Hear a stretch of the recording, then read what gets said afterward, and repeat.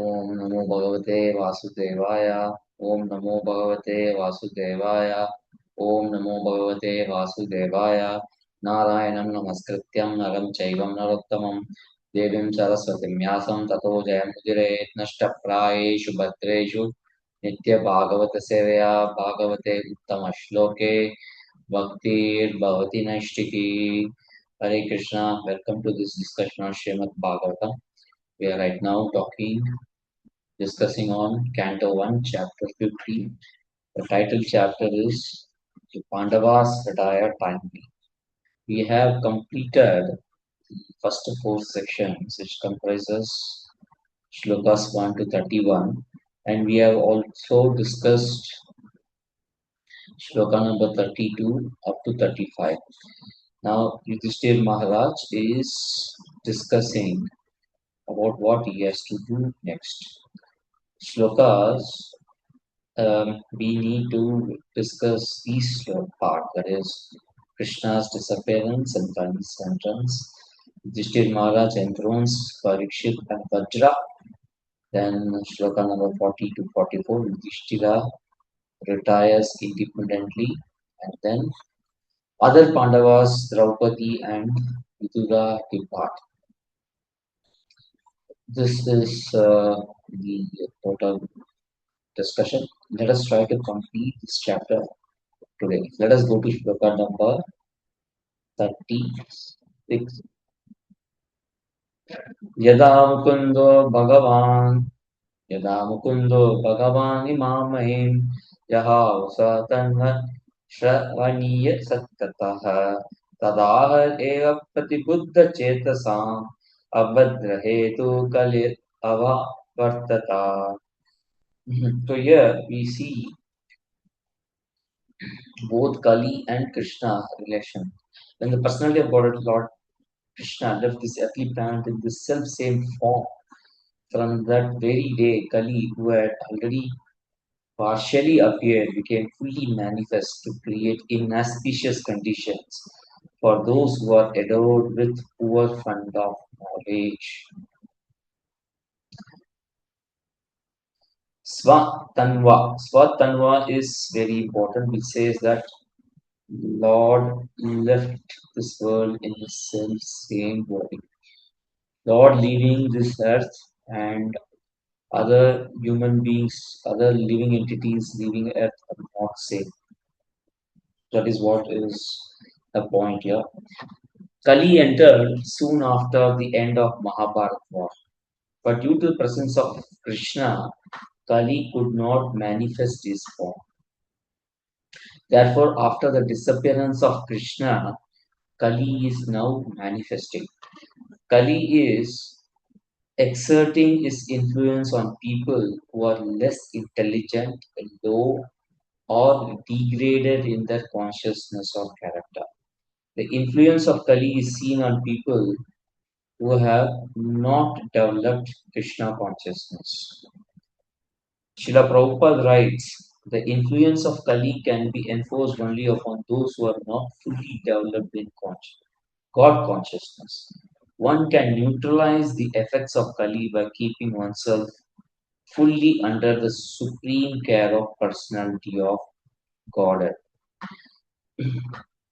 From the purport, Srila Prabhupada makes us understand that one is in Kali Yuga, but we are not obliged to come under the influence of Kali Yuga. One can practice Krishna consciousness and stay aloof from Kali. That is the point which Srila Prabhupada makes in the purport. There is an interesting shloka. Syanas tavangre asubhasya dhumaketu shemaya munibhe ardra hridohyamanaha satvatai samavibhutaya atmavadbhir vyuhe archita sava nasasva atikramaya. This is from the chapter The Yadu dynasty retires to Prabhasha.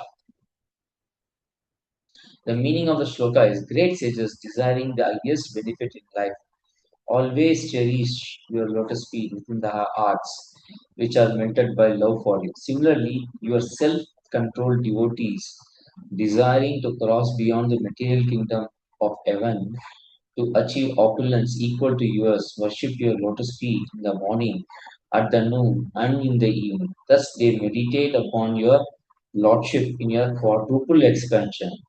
Your lotus feet are just like blazing fire that burns to ashes all inauspicious desire for material sense gratification. So, Ashubhasya Dhumaketu. Ashubha Asya Dhumaketu. That means Krishna is Ashubha Asya Dhumaketu. That is, Dhumaketu is like a fire or a forest fire or annihilating fire. Krishna is like a annihilating fire which can burn to ashes. Ashubha Ashaya. Ashubha Ashaya. Ashubha Ashaya. Which can burn to ashes. Ashubha Ashaya. Asya means inauspicious desires and aspiration and mentality. These are destroyed by Krishna. Annihilating fire is significant because there is no question of something again, growing again. When there is a forest fire, it is very difficult for something to grow there. Therefore, fire burns everything. Thus, by taking shelter of Krishna, who is Ashubha Asya Dhumaketu, one can be free from all inauspicious desires.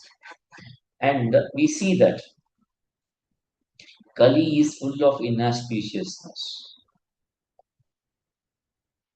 And when we take shelter of Krishna, we can overcome the influence of Kali. That is the point.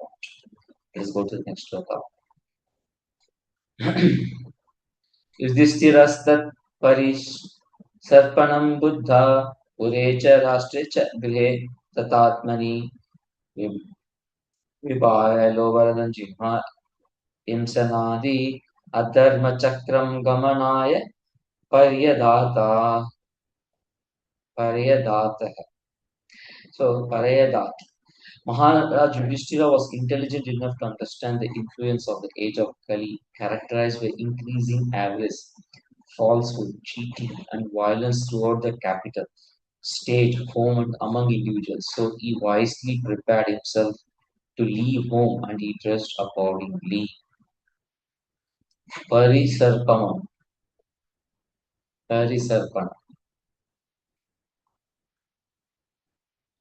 Loba, Anartha, Anrita, Jihma, Himsanadi, Adharma. So these are all the Loba means avarice, Anrita. Rita means truth, Anrita means untruth. Jihma, diplomacy. Himshana Adi, violence, envy, and other things. So symptoms of Kali are mentioned here. There is no necessity for Maharaj Yudhishthira to fear these symptoms. He can be Krishna consciousness. He can be Krishna conscious even in the age of Kali. He prepared his retirement based on the instructions of Narada. He can be around till Lord Krishna is around.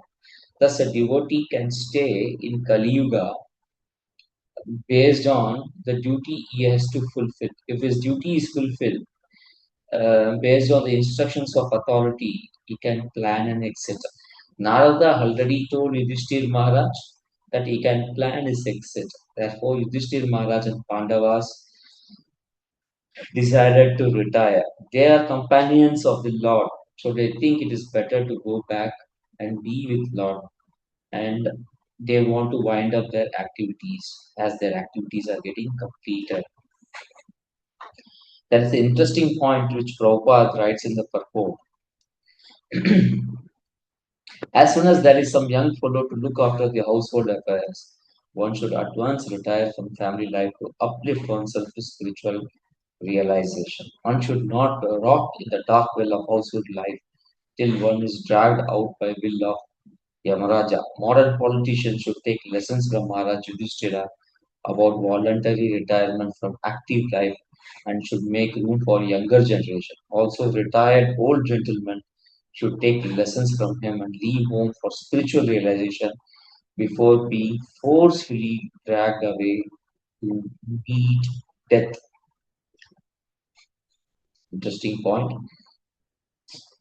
स्वरात् पौत्रं विनायिनाम् आत्मनः सुषमान् गुणैः तोयनिव्याः पतिं भूमे अभ्यासिञ्चत् गजाः पये. Thereafter, in the capital of Hastinapur, he enthroned his grandson, who was trained and equally qualified as the emperor and the master of all land bordered by seas. Yudhishthir Maharaj had a positive situation that he had a grandson who is an able administrator and who can take care of the kingdom.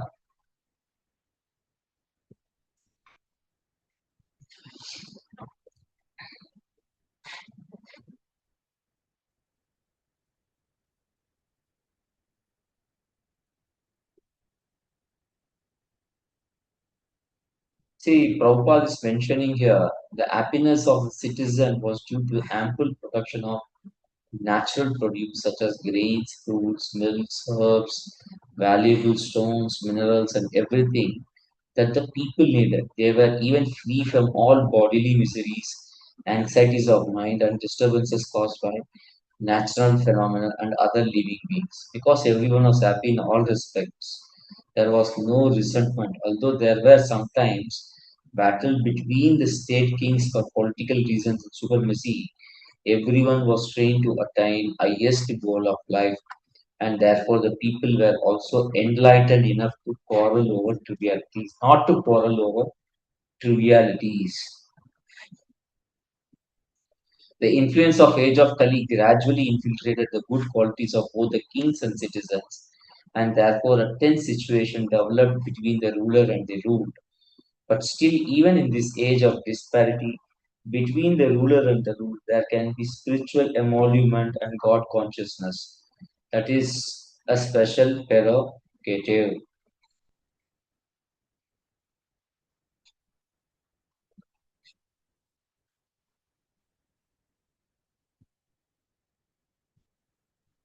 We should all take to Krishna consciousness seriously. The leaders should be Krishna conscious. That is very important. See, there is degradation both in part of the ruler as well as citizen. But being Krishna conscious will solve the problem. And if you see in the 12th canto of Srimad Bhagavatam, which is, I think, there is one specific lesson, Bhumi Gita. So in this, we can see that Bhumi actually laments for a situation of herself due to impious kings. uh, and no one can, and she says that no one can claim proprietorship over her.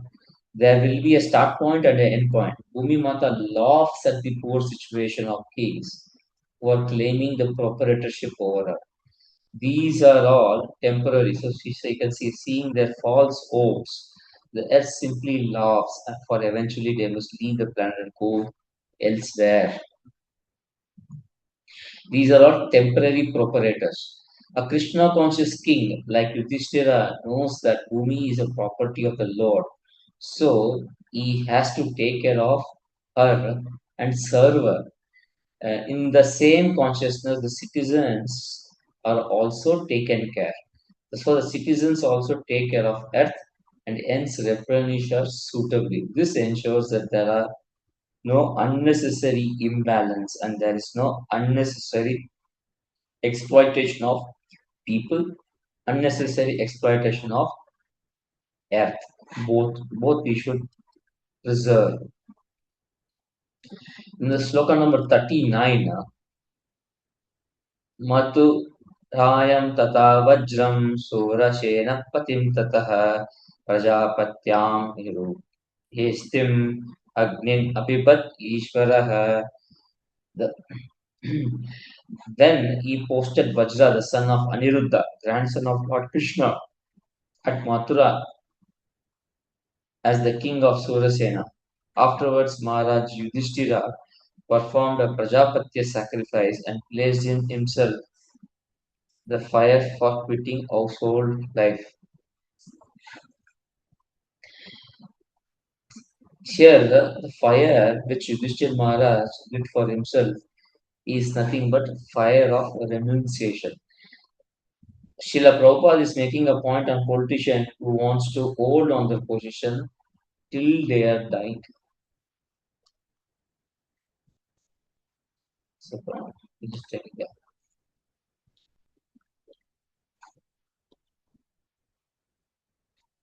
Okay, so let us go to the next shloka, shloka number 40.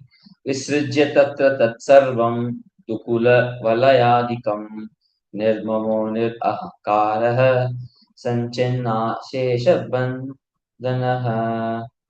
Maharaj Yudhishthira at once relinquished all his garments, belt, and ornaments of royal order and became completely disinterested and unattached to everything.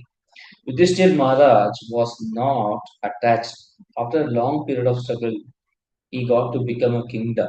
He was doing uh, Vanavas in the, before Kurukshetra war. Then he fought Kurukshetra war.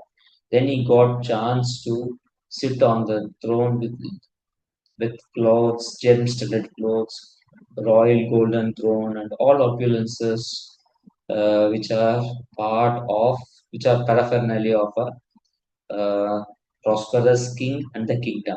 Yudhishthira was equipoised before, after, and while leaving the throne. He had no attachment. We can see this word, Ashesha Bandhanaha, unlimited attachment. Ashesha Bandhanaha, completely disinterested and unattached to everything. Nir Ahankara, uninterested, unattached, perfectly cut off, unlimited attachment. He immediately relinquished all the attachments. He perfectly cut all attachment. It is Sanchinna. Sanchinna. Chinna means cut. Sanchinna means perfectly cut. There is no disappointment in the mood of Yudhishthir Maharaj. He never felt that I had got this kingdom after a long struggle. Why should I give up this? There was no disappointment in the mood of Yudhishthir Maharaj. He was very composed. Uh, Srila Prabhupada, in his purport, focuses on the theme of how to move from state of materially impure to spiritually pure. Yudhishthir Maharaj is now embarking upon a journey of going back home, back to God. He wants to position himself as one of the associates of the Lord.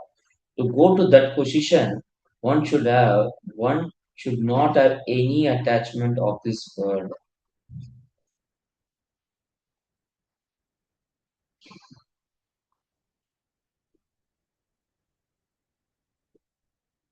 Srila Prabhupada is writing, people are generally attached to various kinds of designations, the designations of family, society, country, occupation, wealth, position, and many others.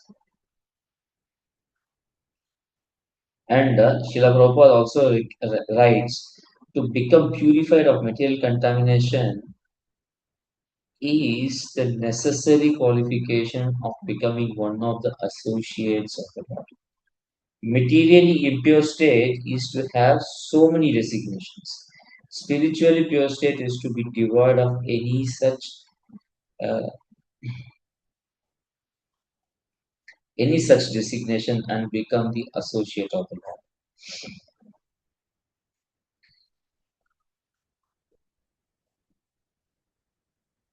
Srila Prabhupada is writing, foolish people adore such men who die in national consciousness. But here is an example of Maharaj Yudhishthira a royal king who prepared himself to leave this world without such national consciousness. And yet he is remembered even today because he was a great pious king, almost on the same level with personality of Lord Sri Rama, and because of the world were dominated by such pious kings, they were happy in all respects, and it was quite possible for such great emperors to rule the world. So a countryman who was national conscious may or may not be remembered by the people, but the person who is Krishna conscious will be remembered by people for multiple generations. Therefore, we see that Srila Prabhupada's statements in this purport is really profound. Let us go to next sloka. Vacham juhav manasi tat prana itare chatam mrityava apnam sutsargam tam panchatvehi ahoj ajo aveta. Let us read the next shloka also. त्रित्वे हुत्वा च पञ्चत्वं तच्चैकत्वे अजुहुन्मुनि सर्वम् आत्मनि अजुहावेद् ब्रह्मणि आत्मानम् अव्यये. Let's read the translation. Then he amalgamated all his sense organs into mind, then the mind into life, life into breathing, his total existence into embodiment of five elements, and his body into death. Then, as a pure soul, he became free from material conception of life. Then, thus annihilating the gross body of five elements into three qualitative modes of material nature, he merged them into one nescience and then absorbed that nescience in the self, Brahman, which is inexhaustible in all circumstances. When exalted souls leave the body, the description of death is like this. This is a process of creation in an opposite order. The sense organs are amalgamated into mind, then the mind into life, life into breathing, his total existence into embodiment of five elements, his body into death. That means sense organs are controlled by mind and mind is controlled by breathing. When we control the breathing and we stop breathing, the five elements, which is Bhumi, Apo, Analo, Vayu, Kam, this is what the body is made up of. That is the gross body is made up of. So this meets with death. Then he becomes free from the material conception of life. He becomes free from the things related with the gross body. Thus, annihilating the gross body, he then moves to modes of material nature, which is the mode of goodness, passion, and ignorance. And this he moves into one nescience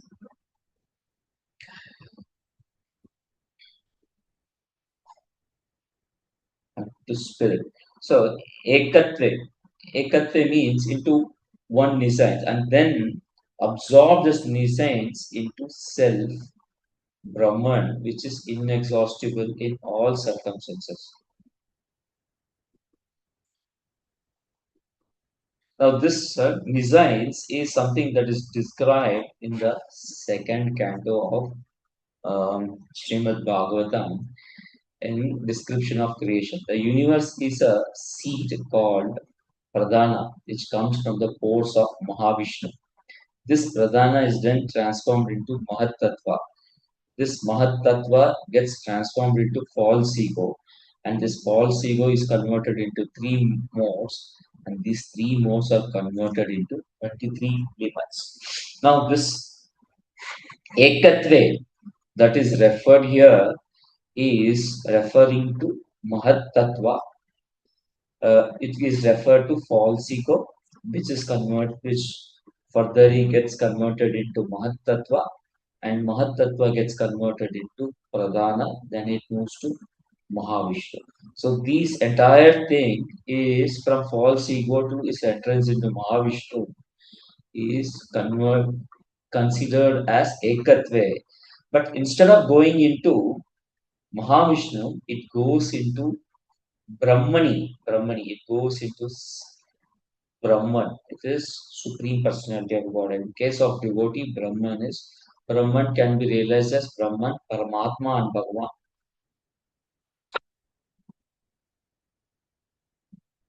So Yudhishthir Maharaj goes back to Bhagavan. The 23 elements of matter are five gross elements: earth, water, fire, air, sky. Five sense objects, which is sight, smell, sound, taste, touch. Ten organs of senses are like eyes, nose, ear, mouth, skin, hands, legs, mouth, rectum, and genitals. The first five are Jnanendriya. The remaining five, that is hand, leg, mouth, rectum, and genitals, are Jnanendriya or Karmendriyas. And mild false ego, which is Ahamkara, intelligence. These are all the three subtle elements. The 23 elements will combine through coercive energy of the Lord. The universe is formed within the coercive energy of the Lord, and the universe is formed. Within the universe, we have the Virata Rupa manifestation of Lord. The body forms are thus manifesting through Virat Rupa only. When someone leaves the body, he amalgamates his senses into mind. This is because mind is the root of all sensual happenings. Srila Prabhupada gives a brilliant and profound explanation for this. It may be difficult to understand. Sometimes explanations are not sufficient. Srila Prabhupada says, amalgamate senses into mind. But what does this mean? Hmm? What does this mean? Sense amalgamate senses into mind. So if you go to shloka number 41,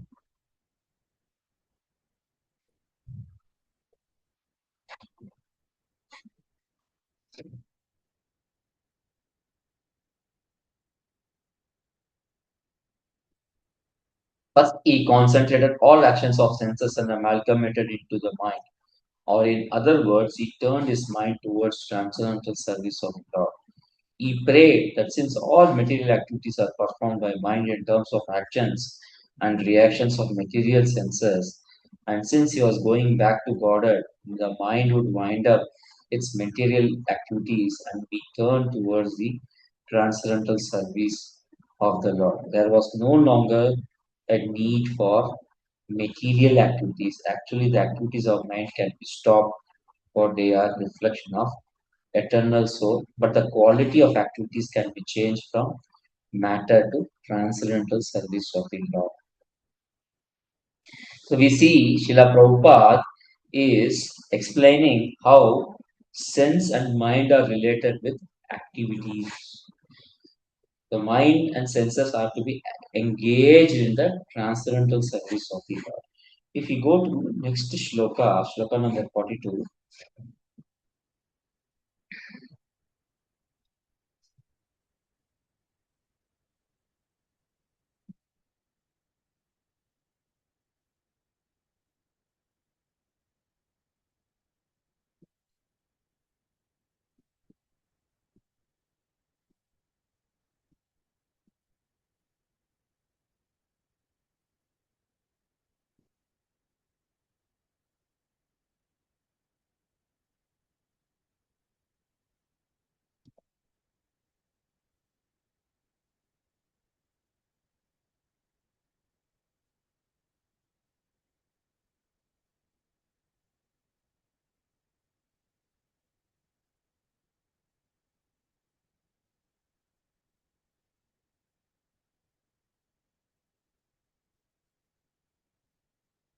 the qualitative distinction of body as being good, bad, or mediocre is extinguished. Again, the qualitative manifestations become merged into material energy, which is produced from false sense of the pure living entity.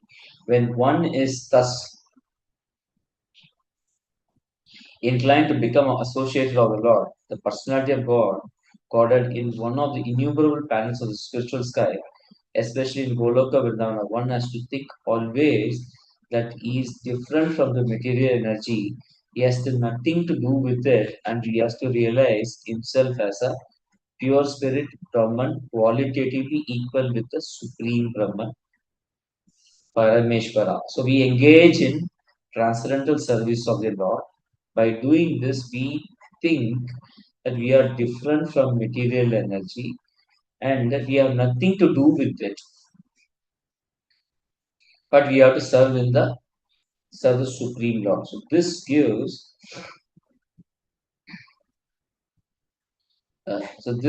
the idea of what we should target in our devotional service.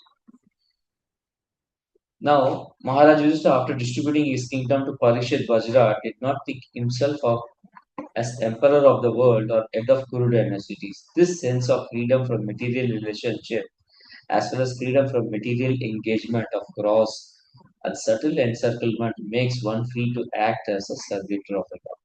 Now, in the just few lines back, Prabhupada said we should come out of the material. We are different from the material energy. So, how? By ensuring that we are free from material relationship. When we think this way, and it becomes easy for us to act for service of the Lord. So this stage is called as Jivan Mukta stage or a liberated stage, even in the material world. Even if we are present in the material world, then we act only for service of Krishna without any relation to the material things or material circumstances, then we are Jivan Mukta. That is the process of ending material existence.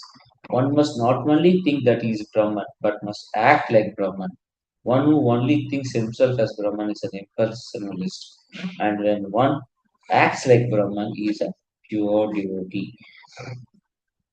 Thinking oneself as Brahman is Aham Brahmasmi. I am God. This is impersonalist view. Devotee's view is that I am qualitatively one with Lord, hence I have to serve Him. Uh, Ham Brahmasmi means I am part and parcel of Supreme Brahman. Part and parcel's duty is to serve the Supreme Whole. This is the original constitutional position of the living entity. Anything lesser than this is interaction with matter. Thus, when Pandavas were departing, their only focus is Krishna and service to Krishna. The purpose of the finger is to serve the body. So purpose of Pandavas was to serve Krishna when they were enacting a pastime in this world, and now they are going to continue to serve Krishna in the world next. In the Bhishma Pitamaha's passing away, there is a word used called as Nirvikalpa Samadhi. This is the exclusive focus of Krishna's common service. Thus, there is no question of impersonalism or impersonal liberation. It is only misunderstanding and misinterpretation. There is a clear focus on Krishna and service. A person will obtain um, Krishna and Krishna's service, which a person will attain when he reaches Krishna's abode. That is what we see here. Therefore, Srimad Bhagavatam is not an impersonalist science. It is a Vaishnava science. It's a personal science. It is a very good book. We need to understand every part of Srimad Bhagavatam to understand Vaishnava philosophy in a deep sense. Let us go to next shloka, shloka number 43. चिरावास निराहारो बद्वान् मुक्त मुर्दजः दर्शयन् आत्मनो रूपं जडोन्मत पिशाचवत् अनेवेक्ष मनो निर्गात् अश्रवन् बधिरो यथा. After that, Maharaj Yudhishthira dressed himself in a torn cloth, gave up eating all solid foods voluntarily, became dumb and later hanged loose all this command to make him like a urchin or a madman with no occupation. He did not depend on his brothers for anything. Just like a deaf man, he heard nothing. The most important point here in this shloka is that he has no dependence on others. These brothers were with him throughout his life. He used to take support of each one of them, collect wealth for conducting various sacrifices. But he left them. The main point now is that he wants to exclusively focus on going back home, back to Godhead. Everyone has to fly one's own plane. Everyone has to hold his own umbrella to protect the rain. This stage of complete independence from everything is called as purified state of fearlessness. उदीचिं वेशाशां गतः पूर्वमहात्मभिः यदि ब्रह्मपरं ध्यायन् नावा नावऋतेत यतो गतः. He then started towards the north, treading the path accepted by his forefathers and great men to devote himself completely to the thought of Supreme Personality of God. And he lived in that way wherever he went. Yudhishthira Maharaj was completely devoted to Krishna. He was not thinking of anything else. Srila Prabhupada here makes one interesting point. No king or respectful gentleman would continue family life till the end because that was considered suicidal and against the interest of perfection of human life. In order to be free from all family encumbrances and devote oneself 100% to devotional service of the Lord Krishna, this system is always recommended for everyone because it is the path of authority. We should what we should do in last stages of life is clearly read here, told here. Then a sincere soul of Lord like Maharaj Yudhishthira must abide by this instruction of Lord for his own interest. Then Srila Prabhupada is quoting specific word Brahma Param indicate Lord Sri Krishna. This is corroborated in Bhagavad Gita 10.3 by Arjuna with reference to great authorities like Asita, Devala, Vyasa. Thus, Maharaj Yudhishthira, while leaving home for north, constantly remembered Lord Krishna within himself, following in the footsteps of his forefathers, as well as great devotees of the Lord. Let us go to the next sloka. Sarvetam Anunirgam Jagmur Bhratra Krita Nischayaha Kalin Kalina Dharma Mitrena Drishva Sprashtaha Prajabhuvi. The younger brothers of Maharaj observed that age of Kali has already arrived throughout the world and that citizens of kingdom were already affected by religious practice. Therefore, they decided to follow in the footsteps of elder brother. Thus, all other Pandavas followed the elder brother and practiced exclusive devotional service.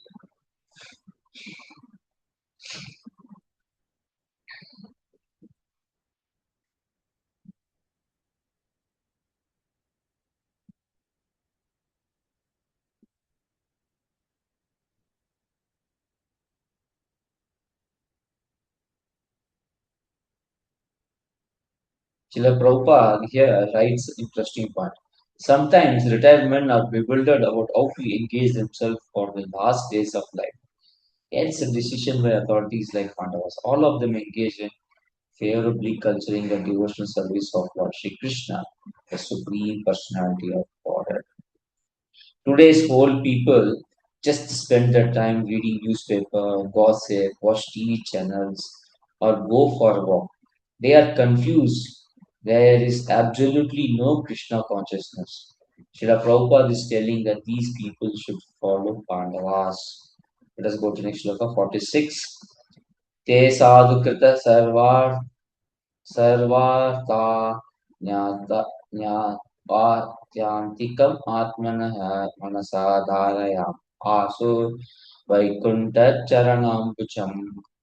They all had performed all the principles of religion and as a result rightly decided that the lotus feet of Lord Shri Krishna are the supreme goal of all. Therefore they meditated upon his feet without interruption.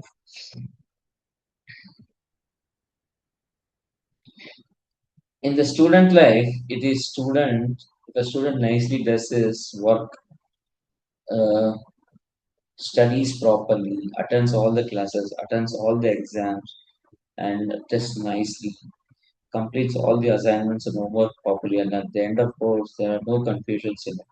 He attends the final exam very easily. All the Pandavas have done pious deeds. They had a, they led a life which is spotless. They have followed the religious principle to the best of their ability. They had no confusion at the end of life. So that is why there is a Nyatva Atyantikam Atmanaha, knowing it well, the ultimate of the living being. There is no confusion in the ultimate goal of life. How I solve this particular problem or how I should answer this particular question. There is no doubt because the student was working continuously throughout the year. Therefore, answering questions was not a problem. Then we can see Manasa Dharayam Asu Vaikunta Charanambujam.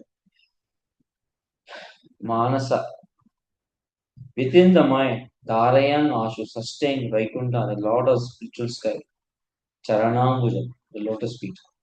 The ultimate goal of life, it is very clear. It is a Vaikunta Pati, without interruption. It is very interesting here that without interruption, they were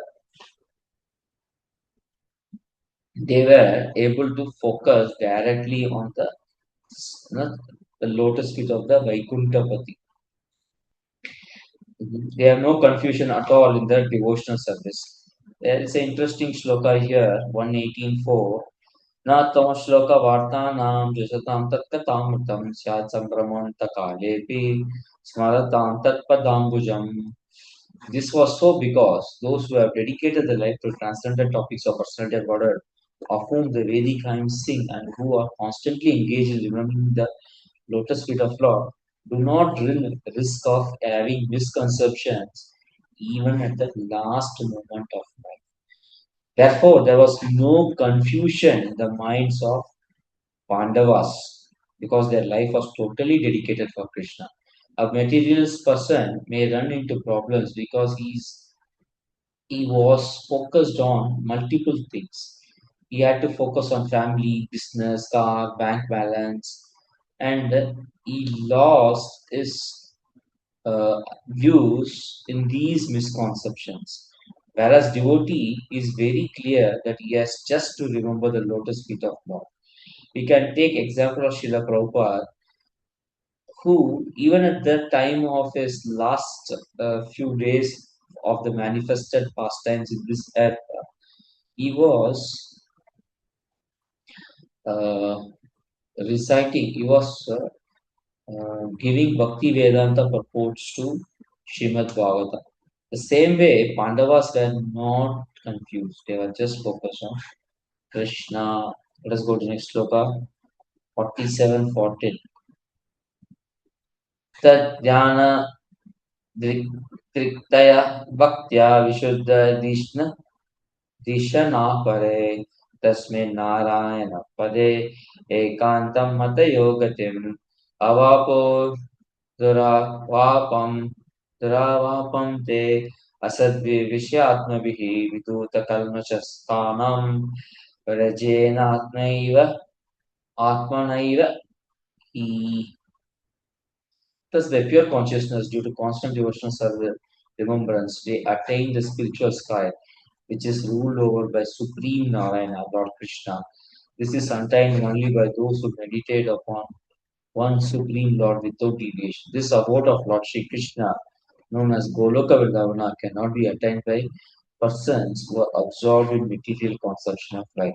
But the Pandavas, being completely washed of all material contamination, attained that abode in the self same body. Tasmin Narayana Pade.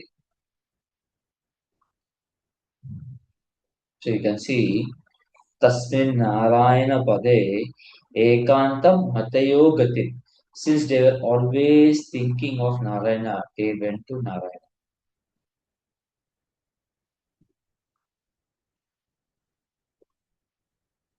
Of those who fixed in the Supreme Lord. So they went there.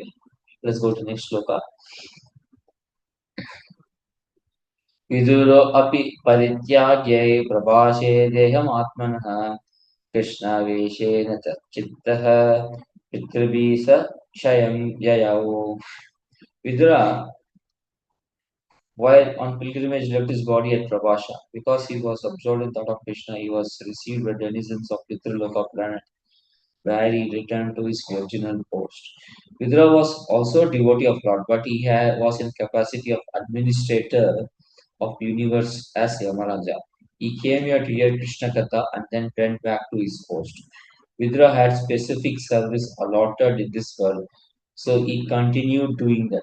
Pandavas were eternal associates of the Lord, and hence they went back to spiritual world. Lord did not allot them any service in the world, in this world, so they left the spiritual world. A devotee's main focus is to serve Krishna and fulfill his desire. So devotees do not discriminate between spiritual world or material world. Wherever Lord Krishna gives service, they take up the service and continue the service. Text 50. Draupadi च तदज्ञया पतीनाम् अनपेक्षतां वासुदेवे भगवती ये एकान्तं आपतम्. Draupadi also saw that her husbands, without caring for her, were leaving home. She knew well about Lord Vasudeva Krishna, personality of God. Both she and Subhadra became absorbed in thoughts of Krishna and attained the same results as their husbands. Subhadra Mata is not mentioned in the sloka, but Srila Prabhupada is adding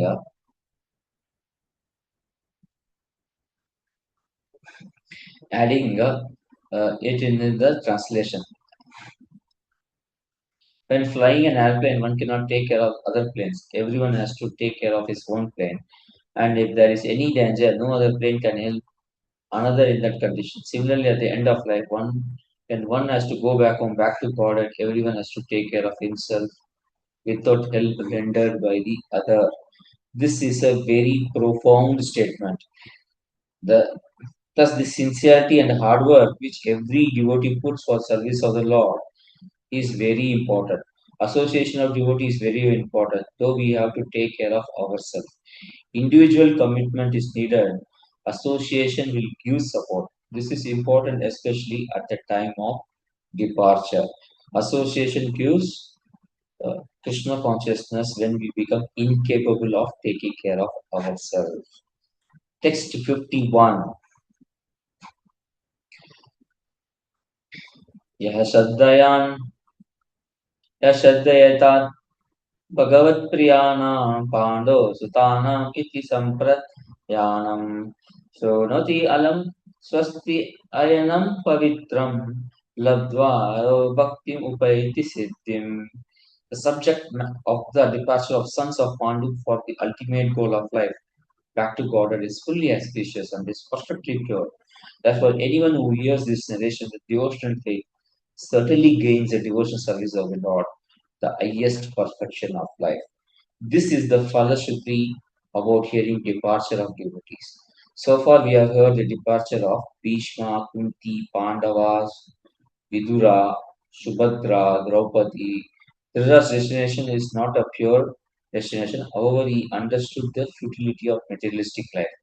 In Srimad Bhagavatam, everything is connected with glories of Krishna. So, some details might given in the Mahabharata may not be given here. This is the Vedavyas fixing what is to be presented in Srimad Bhagavatam. So if the descriptions given in Srimad Bhagavatam is different from what is given in Mahabharata, that is because Vedavyas wanted this to be available in Srimad Bhagavatam, because Vedavyas is author of both Mahabharata and Srimad Bhagavatam. So we'll stop here. Therefore, in this chapter, we have seen the entire Pandavas retiring timely. There were 51 shlokas. We completed all the 51 shlokas. The next chapter is chapter number 16, how Parikshit Maharaj received the age of Kali, which we will discuss in our subsequent discussions. Thank you very much. Vancha kalpatarubhyascha कृपा सिन्धुभैः च पतितानां पावनेभ्यो वैष्णवेभ्यो नमो नमः। ग्रंथराज